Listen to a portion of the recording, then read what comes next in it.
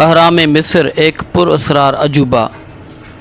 ناظرین، ہم نے جن 7 عجائبات کا نام سنا تھا اور پڑھا تھا وہ یہ تھے: تاج محل، دیوار چین، اہرام مصر، ماچو پیچو پیرو میں ایک پرانی عمارت، پیٹرا یہ اردن میں پتھروں سے بنائی ہوئی ایک عمارت ہے جس کا ذکر کلام مجید یعنی قرآن پاک میں بھی ہے، ٹاور آف پیسا یہ اٹلی میں جھکا ہوا ٹاور ہے، اور روم کا بڑا اکھاڑا یا اسٹیڈیم جہاں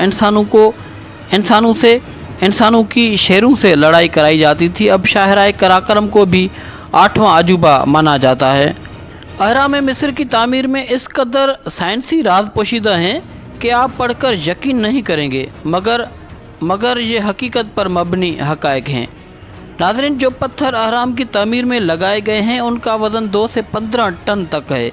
اہرام میں تقریباً 30 لاکھ پتھر لگائے گئے ہیں۔ فرعون کے کمرے کی چھت پر جو پتھر لگا ہے اس کا وزن 70 ٹن ہے، یعنی 70,000 کلومیٹر، اور آج تک کوئی یہ معمہ حل نہیں کر سکا کہ کس طرح بنانے والوں نے اتنا بڑا اور وزنی پتھر چھت پر لگایا ہوگا۔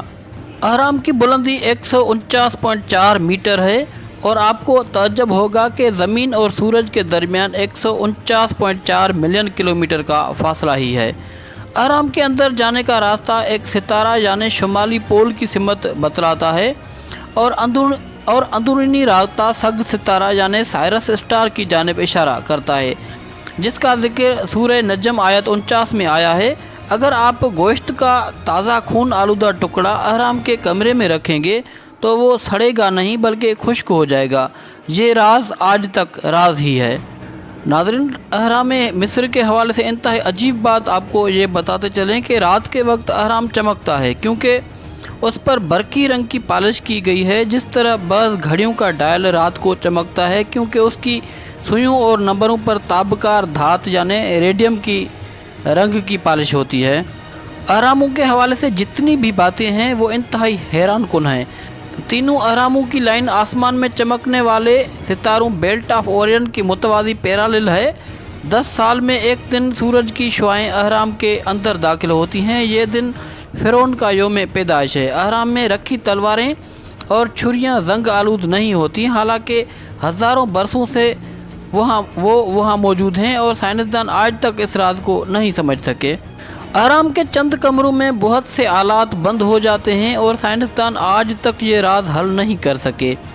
تعجب کی بات ہے کہ تینوں اہراموں سے جو لکیر گزرتی ہے وہ بحر اوقیانوس میں واقع برموڈا ٹرائنگل اور بحر الکاہل میں واقع فارموسا ٹرائنگل کو آپس میں ملاتی ہے۔